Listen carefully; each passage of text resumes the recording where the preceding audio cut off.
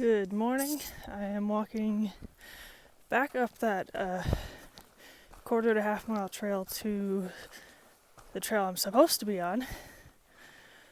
It looks like it's mostly downhill today. Hoping to get a room and a shuttle or something into Newfound Gap, or out of Newfound Gap into Gatlinburg. I also need to go to Pigeon Forge. I'm hoping they have lift and I can use that, because I've decided that I really don't like this pack. I don't think it carries very well. All of the weight is on my shoulders instead of my hips, and I can't get it to stay on my hips. And it just doesn't feel like it's made for 35 pounds.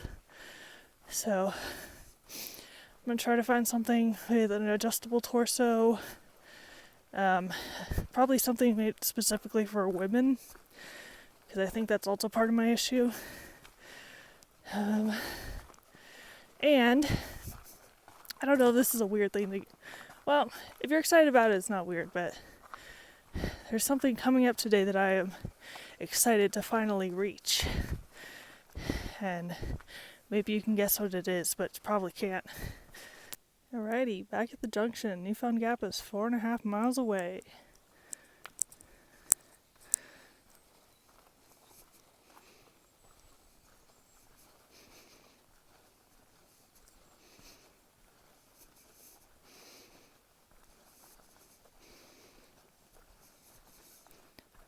Far out says the gap is actually 5 miles away, so I don't know who to trust.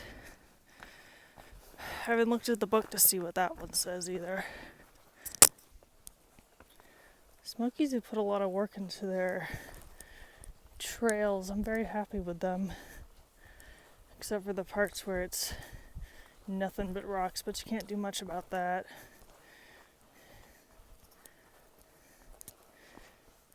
Ooh.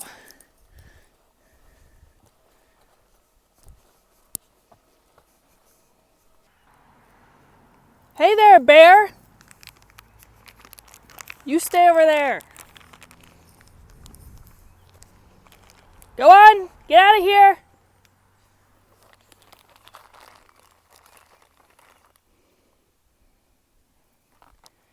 Slowly.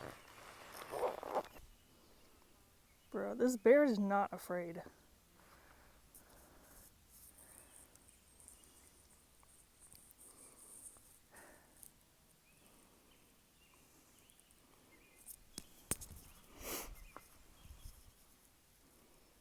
Stop looking at me and keep moving!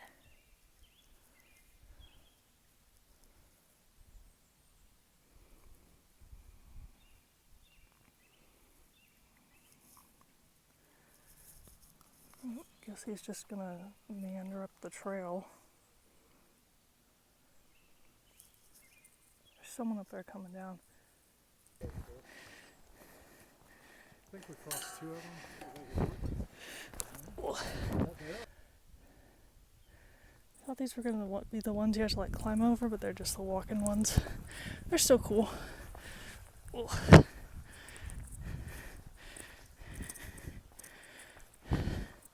Now the hogs can get me. The Bearskin Lodge on the river. They have a through hiker rate. I can't remember if it was 65 or 70. Something along those lines. And I have a room with 2 beds.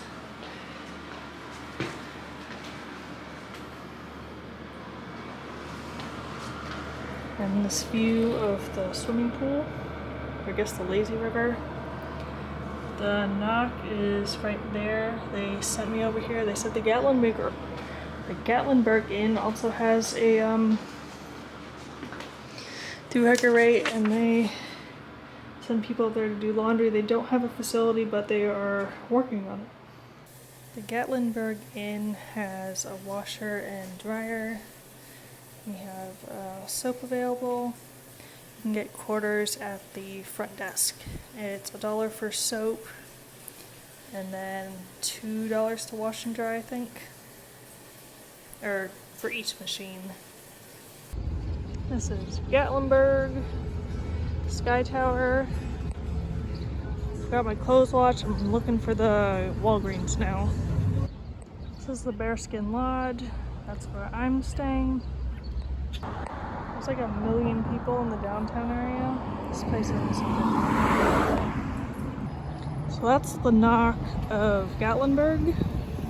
And behind this building is where I'm staying.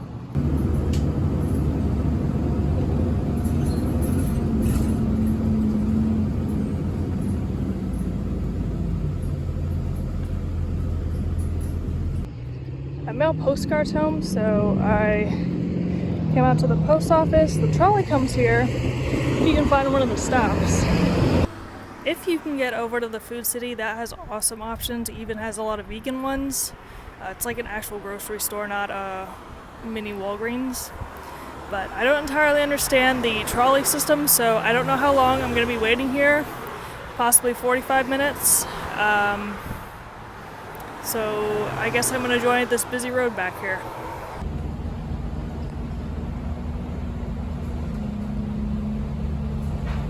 If you want to spend money here, there's tons to do. Ripley's Aquarium, the Mountain Mall, the Anakeesta,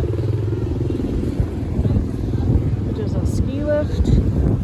So to sum up this video, starting with the bear, I had stopped at Indian Grave Gap to eat breakfast. I put my pack down, had got a snack out, was starting to eat it, and was checking to see if I had LTE so I could book a hotel. I'd walked probably 10 steps behind my pack when I heard something rustling. I thought it was a squirrel or a bird initially because they're super loud when they're crashing around the leaves, and then all of a sudden there was a bear there. And this bear has obviously been fed before. It kept looking at me and initially tried to approach me. I kept yelling at it, blew a whistle at it, tried to make a bunch of loud noises. Didn't faze it even a little bit. And then I heard 2 more people coming down the mountain behind me, Gadget and Philo.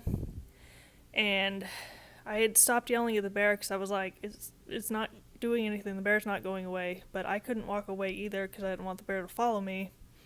So I yelled a couple more times, and then I heard them start yelling at the bear.